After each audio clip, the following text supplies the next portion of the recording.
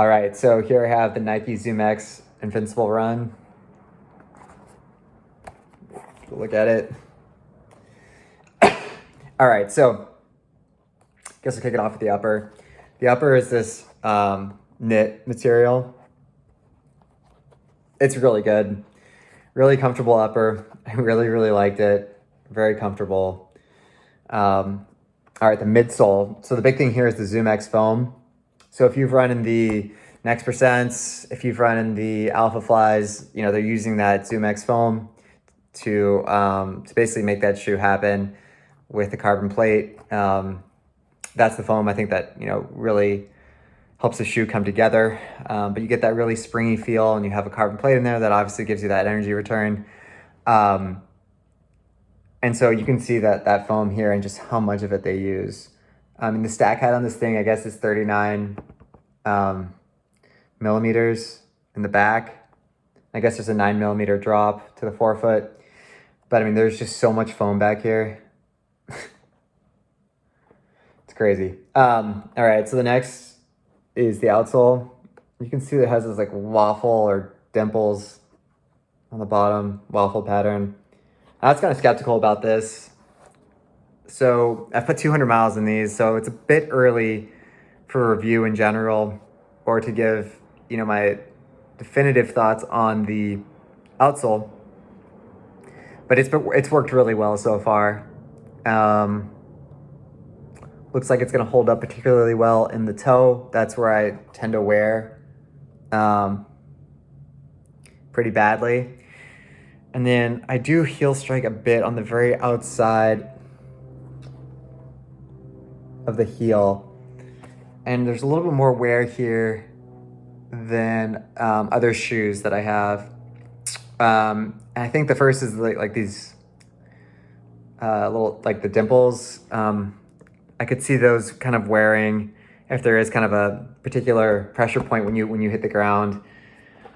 I'm just hoping that this holds up to, you know, 500 miles or so, and I don't start hitting foam there. But yeah, we'll have to see.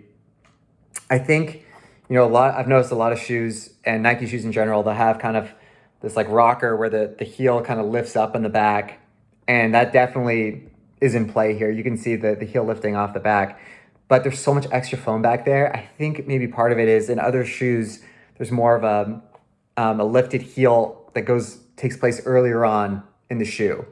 So this kind of spot where I'm wearing a lot is still very flat to the ground. Whereas in other shoes, it might already have been lifted up a bit. I think that maybe that's why I'm kind of wearing. I'm not really sure. But in general, this has been a really good outsole. It's super grippy, really good for running on roads, good for groomed dirt or grass. You know, one thing I will say here is, like, this shoe, because it's so soft, and I would say there's just a lot of give here. I would not, if there's big rocks, even with the amount of foam, if there's big rocks, sharp rocks coming out of the ground, you'll feel it. You will definitely feel it. And so I'd be careful about that. But on the roads, on groomed dirt, on grass, like, this is going to feel great. All right, so like the heel area and the tongue, it's so comfortable. Like, I think maybe all this cushion, like, might just be for looks on the outside there. You can see there's all this cushion, but it's so nice in there. It feels so good. And the tongue works well. So yeah, I mean, this shoe is awesome. I just can't say enough about it. I really like soft cushion shoes. This shoe is the softest, by far, the most cushioned shoe I've ever run in. It is so soft. I mean, it's a much different experience. It's not just a small change from, you know, going one brand to another. This is a completely different experience running in. It is such a plush and soft ride. It's incredible. Like I said, there's so much foam here. I'm at 200 miles in. Hopefully it holds up to 500. So far it feels just as it did when I first took them out of the box. But yeah, I mean, I'm a huge sucker for a really soft shoe. and it's probably just a mental thing, but my legs feel good. Um, I look forward to like putting these on when I go out for my run, just because how good they feel on my feet. Um,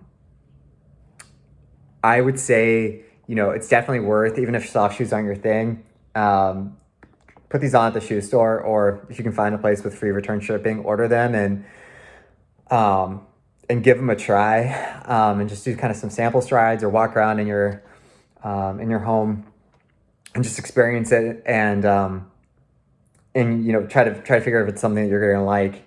I could see some people saying that it's just too soft for running, but I just have a hard time anyone saying the shoe is just not comfortable. It's such a comfortable shoe. Um, it's just an extremely pillowy running experience. But the energy, like the return, the springiness that you feel out of this is incredible. I mean, I don't know how soft a shoe can be. Like, I don't know how they can make a shoe so soft, but yet feel so springy at the same time. I would have to imagine that sensation has to kind of fade away as you wear the shoes and put miles into them. But so far, I mean, it still feels great. The shoe feels so good. So, I mean, other things, the weight, it's really light. I guess these in a size 9 are 9.3 ounces, which is insanely light. I feel like for the amount of foam that's here, and like I said, there's a 9mm offset between the heel and the toe.